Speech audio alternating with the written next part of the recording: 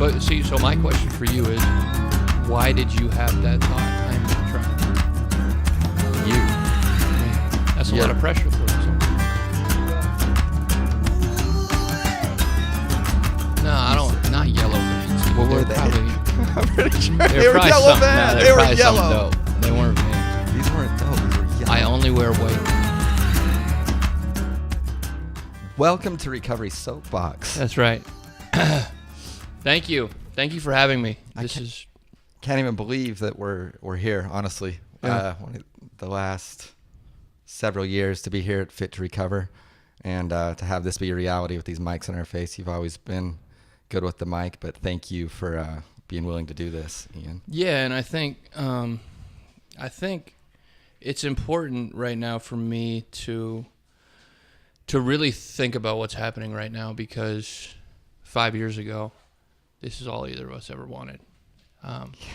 We would talk about our grandiose ideas, and I'm going to build a gym, and you're going to help people, and I'm going to get my life back on track, and I'm going to do X, Y, and Z. And it's really cool to see it come to fruition, because we are at FTR. You are interviewing me. And we're doing good things, and we're trying to help the community. So You are. I'd take it one step further. You are helping the community in massive ways, and again, just appreciate you and everything you're about. I can remember right now, for some reason, when you were saying that 5 years ago. For me, it was 4 years ago. I can remember sitting on the fireplace edge at the treatment center I was at, and you walked in, and you had some, I don't know why I remember shoes. You know, you had on some yellow, I think they were Vans. yeah. And you were. No, I don't. Not yellow Vans, dude. What they were were they? probably I'm pretty sure they were probably yellow something. No, vans. they They were were probably something yellow. dope. They weren't Vans. These weren't dope. These were yellow. I only wear white Vans You're telling me you didn't have a yellow pair of shoes? and Chucks. I probably had a yellow pair of shoes, but they weren't Vans. Okay, well, I remember yellow, but I was really screwed up at the time. Like I was. That's fair. We'll trust your judgment on that one. But what I remember so vividly, your eye contact, and when you asked me how I was doing, you meant it. Yeah. And you know, you've heard this before, but I want to share it. When I came out to Fit to Recover, the very first time, I wasn't physically able enough to do it. Mm-hmm. The sun felt hot to me. I was sick. I was sad. I'd been crying with my therapist, I was so confused and such a mess, and woe is me. And I just watched that first Saturday. Oh, you didn't participate? Not the very first one. And then a week went by. Got a week under my belt, so that'd be in a total, as in detox that time, 9 days, and then treatment another week. So about 2 weeks into it, and I remember waking up that morning and saying, "I'm gonna try." But see, so my question for you is, why did you have that thought? I am gonna try. You. Me. That's a lot of pressure to put on somebody. Well, okay. There was something something in me that thought, okay, I recognize what you had. I recognize what you had, and it was sincere, and it was different. And at that point, I mean, you have to remember, I mean, with me, a couple suicide attempts. I mean, I was so fucked up, just out of my mind. And when I think it was like, it wasn't grand clarion chords when I was in treatment of like, whoa, you can do this. It was like little subtle hints, and you were dropping those hints. It's like, suppose I don't have to do a bunch of dope and alcohol and I could be happy. Suppose I don't have to. And then one way I saw that you were doing it was exercise. Sure. And I saw the boot camp. So, you know, I vividly remember doing mountain climbers with you, and you got me up there, and I was so out of shape. Did you come to the front? Yeah, you got me up to the front. Very good. You had me come up, and That's good. so you've done this with so many people, but the thing is, it impacted me. I can vividly remember it right now, and you looked over at me, and you told me to think about the people that I'd hurt, think about the pain that I'd done, and push through it, that it's a metaphor for my recovery. And you told a lot of people that as it went on. It gets me emotional thinking about it. Like, and when I was done, and I felt a little bit of the euphoria, and now that I've done a little research and read exactly what it is, I don't know, man. I'm not sitting here, you know, without that input. Obviously, my recovery looks like a lot of things, a 12-step anonymous group and a bunch of other things. But Fit to Recover is a huge part of that. And to be sitting here with you right now is so badass. It's cool. And yeah, I mean, I think that's the question I often ask myself. with many people is, why did you make that step? Why did you take that leap of faith or that courage to start moving your feet? Because a lot of my life and a lot of people in early recovery or people in general is based around fear. I'm not good enough. I'll look stupid. People will judge me. And like here, I want that to be known that that's nothing of the sort. We're not here to scold you or make you feel less than.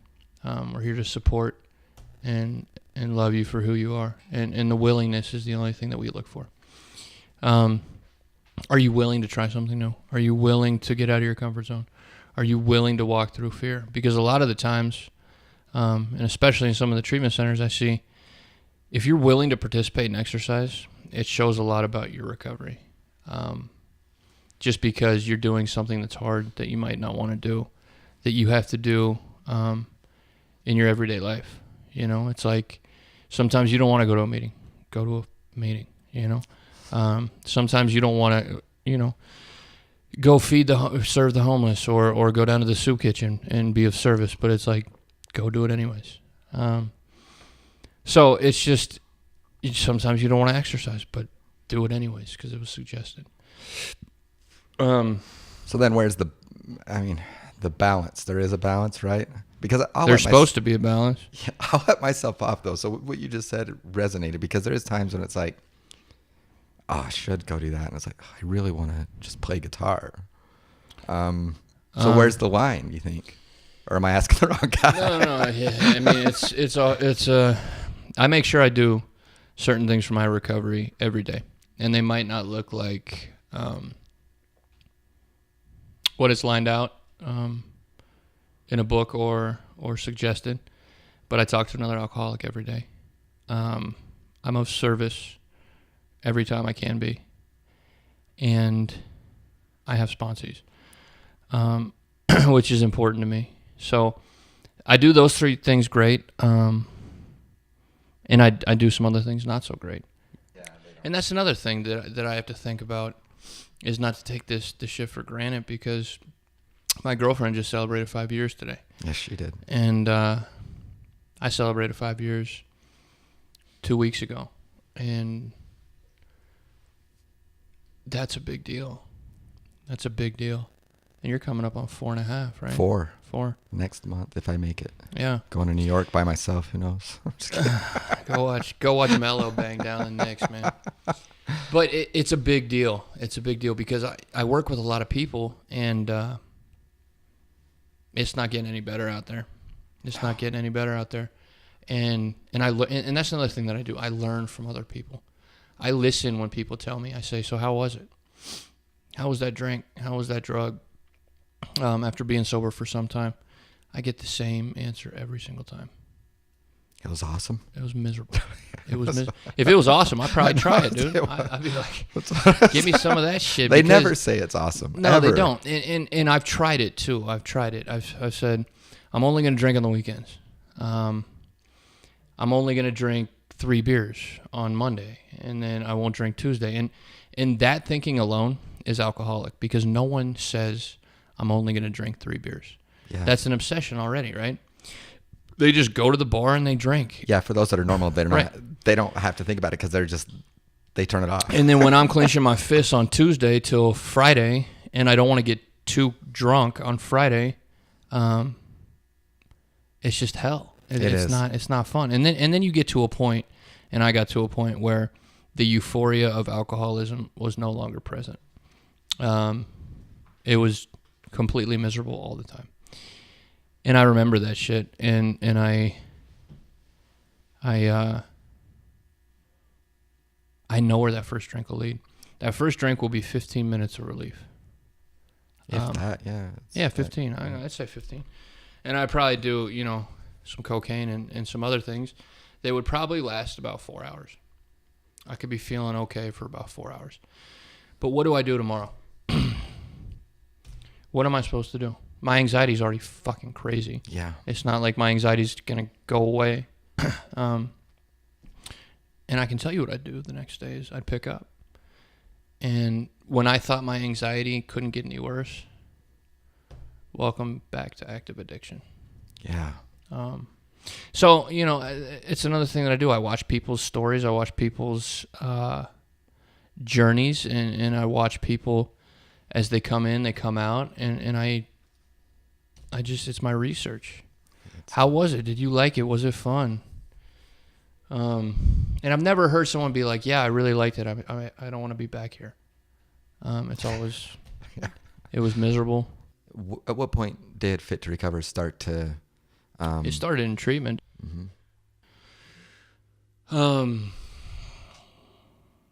And the kid that I worked on the map with, rest in peace, he passed. But I found a map, and I said, where is a central location that I could put around a number of treatment centers? And I put a little star there, and then I circled the treatment centers. And I said, okay, Murray. Murray was the place that was close. And then, I got that experience from training, and I'd work people out at and Chris Henry probably won't mind his name on here. I love Chris. He's a chef, and he would cook for me, and then I would train him. And then I got my feet running, and I went to Phoenix Multisport, which is in Colorado. And I'm this 26-year-old kid with all this energy, and you can't tell me anything, and ego, and newly sober. And I'm like, dude, we need to start one of these in Salt Lake, like, tomorrow. Found a map, coordinated where a good place to be would be, found a park that was a location in the vicinity that was open, and then, spent $500 on a boombox. Yeah, the beats on it. Yeah, that little thing's got some volume, though. It does, but it needs to be replaced. We have 70, 80 people out there now, and that was a scary thing. So there's something we could scary. buy. We'll sell the J's and buy a bigger boombox. That would be dope. I got that on camera. Yeah, you did. I think I just committed to buying a bigger boombox. But yeah, I mean, and you talk about fear, dude. No one's gonna show up for me. I'm not good enough. But I said, the way I thought about it, at least if no one shows up, I'll still get a workout in. That's awesome. Do you, as far as do you remember Bell Canyon during treatment when you took us up there? Absolutely, yeah. You got in trouble. I got in trouble because then you guys went to the damn gas station. Well, then you get in trouble for taking off. People jumped in. Yeah, but that's secondary. That's all right. That was awesome. That was what I awesome. remember about that, with everybody. That's illegal, by the way. Don't do it. You can't jump into Bell Canyon? You get in trouble. I didn't know that, but By more than a treatment center? yeah, by the police. You can't For swim. getting in Bell Canyon waters. Yeah, Why? you get in trouble. I don't know. Google it or something. But I think that's true. So, anyway, you took us up there, and for the ones that wanted to go, we went up to the top. And we each went around and talked, and there was a moment again there where I'm up there talking with you about, and I was getting close to when I was going to be getting out of treatment. Mm-hmm. And the thoughts I had, I just barely thought about being on top of that hill, and now to be sitting here with you. There's something more to all this. And I think some of us everybody has the ability to maybe interpret it. And when it's a greater good, especially to help other people, there's voices for it. And you're a strong voice. And I think it emanates, the reason why you might get confused by it is it emanates from somewhere else that's greater than you. I think it's an obsession, dude. The helping or the fitness? The fitness for sure is. Everything. Do you think you're cross-addicted to exercise? Is that what you've been wanting to ask me the whole time? No, because I do you think you are? It provides me relief, and there are times, a lot of the time, where I think that that's the only form of relief I can get. Yeah. So. But at what point? See, what I would challenge is, at what point is it detrimental? I don't think it is. Well, sure it is. It's not about the action of running. It's about the thinking about running, or the thinking of exercising too much, because that obsession doesn't go away until you do the compulsion, which is the exercise. So it can take up your whole day, and you cannot exercise, but you can think about it all day. Just like it's. How often do you think about that shit? All the time? No, but I think about it. I think about it. Actually, I met with my therapist today about it. So I'm working on it. For sure. I bang my head on the wall, and I'm a slow learner. But, you know, as time goes on, I will continually mellow out, I think. Yeah. Even the big book says, you know, people tried more exercise, you know. So I'm very aware of it. That meditation piece in the 11th step, I mean, it says that through meditation and prayer, we stayed in contact. And that's a word that I think it's overlooked. And so for me, I have to lock myself away in a tank. And I've been talking to you about that. Well, in meditation, dude, I just need to fucking do it. It's hard. Consistently. That's why I think get in the tank, though, man. Yeah, I'll get in the tank, dude. Okay. I'll get in the tank as long as we can film it. Well, you get in the tank. It defeats the purpose of the tank. Yeah, no, I'm not good at making commitments that don't do with work. I guess I should say this. I don't do good at making or holding to commitments or making commitments that have to do with self-care. Even if it, okay. Wow. Yeah, that's a big statement. So how do we, it is. So I'm just wondering, like. How do we make me do it? Well, because let's say if I asked you to do anything for me. I'd do it. And I think even if I would phrase the floats thing about me, and I'm like, look, you've got to do this for me. Yeah. You'd be like, I need you to do this. Yeah. So maybe that's how you get me to do shit for myself is you preface it and it's like a service manipulation to get you to do it. No. I mean, yeah, you're right, dude. It's like, it's just a weird thing. I put other people before myself a lot of the time, and I need to learn that balance. This whole building is a reflection of that, isn't it? Yeah, and that's the cool thing.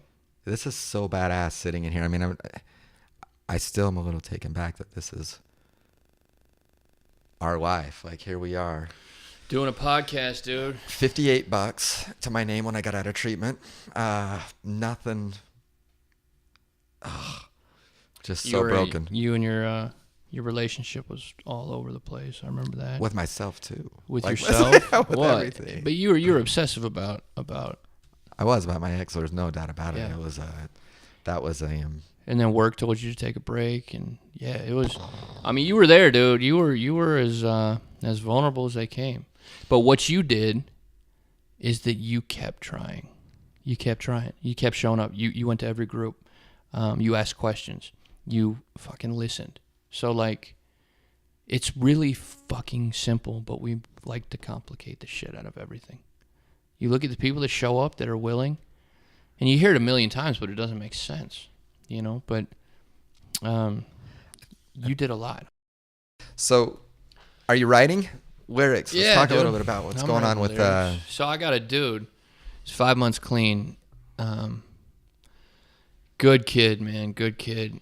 All the willingness, everything. And we're going to do a show for him. He's going to rap next to another one of our... He's been in here a few times, Kosha Dills. Say again? Kosha Dills. Kosha Dills. Yeah, you can like look kosher dills? Yeah. Like if I was... Okay. Like if you were getting like a I was pickle. Jewish? Yeah. Oh, sorry. Well, so, yeah, look him up, but Kilby Court, and we'll have more information. But he's just been... You know, it's about his relationship, right? And it's just one of the ways that we channel our energy. And that's what this place is all about, is channeling energy and having people there for you. And when you talk behind a microphone, as we're doing right now, you know, and just talking, it helps the process. I think it really does. I think it helps your brain to dial into it. And then, you know, you got our artist in residence who is unbelievable. She's been doing paint nights, so she prints out paintings on a sheet of paper, and then everyone follows along, and it's amazing what people come up with. She also does river writing, which is don't judge your work, you just write and then you share it. It's like the 3 rules. You can't stop, you can't edit, and you have to share. You've done it, Is right? that right? Not as much as I should, no. So see, there's another thing. I can do better. I'm progress. So not she does 2 of those perfection. classes, and then she's also a trainer here, and she's a special person. And then, you know, our lead trainer is unbelievable in everything he does. There's a set of, you know, the exercise makes sense now. When I first started, we just kind of went 100 miles an hour. So it's about just growing stronger, connecting, and leaving better than you felt when you got here. And he's really honed that in. Then you have my sister, who is doing all the nutrition, food to recover, which, you know, we're sitting in a kitchen right now. And it's the relationship between food and recovery, and then getting people with hands-on cooking and learning how to cook on a budget, and not drinking 1,000 milligrams of caffeine for that dopamine spike. Coffee's all right. And not looking for, like we talked about earlier, replacement, because a lot of people, food is comforting. And then we have service, and service is another huge thing because you get out of yourself. We go and feed we go and serve the homeless once a month. And that reminds us how close we could be to going back, I haven't done that in a while. I need to do it. It's cool. And then we're passing out last place medals at the half marathon. So, this place. I could maybe get one of those. Yeah, but that's but the you point. gotta finish though. That's the point of this place, is like just to make people feel comfortable. So even though you're in last place, you still tried, and we'll be there to give you a medal. What does the Food to Recover look like? I mean, there's classes? Is Tess, your sister, is she doing classes or what? Yeah. So she's ran a number of classes, but the one I guess she just did, community meal prep. So she tells you buy $10 worth of ingredients, and she'll tell you what those ingredients are. And then you cook with a group of people, and then you have meals for 4 or 5 days. So not only do you see how to cook on a budget, you learn how to cook, you connect with other people, but you have meals for the next 4 days. Oh, that's awesome. Yeah, it's a great idea. And it's all just a distraction to connect. I mean, that exercise is a distraction to connect. Cooking is, you're cooking, but you're really it's a social thing. Yeah, exactly. That's same why. with painting, same with, writing, the whole deal. It's just, we're tricking people to connect. It's brilliant. It's so great. I know you hear it a lot, but I think I can speak for everyone that's been a part of this. Thank you for creating a place, and I know that there's a lot of people involved, whether it's mom and dad and everybody, it's Sarah and Rachel and James. I mean, the list goes, Georgia, we can't name it. It goes on and on and on. And then the ones that just come in and contribute. Thank you for the vision of it. Absolutely. and showing up so that other people have a place where they can come prep their meals. They can learn about nutrition. They can make some music. They can paint. They can be creative and encourage. And it's one thing to talk about it. It's another thing to do it. And you've done it. And it's inspiring, and it inspires me. I had an idea about this, and I want to get some voices out there, and your example inspires. Hey.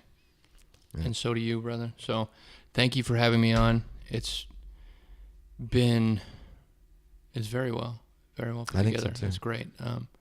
But yeah, I'm not good at sitting still, so that's about all you're going to get from me. I appreciate the time. Ian Acker and Josh Hall signing off from Fit to Recover. Check it out.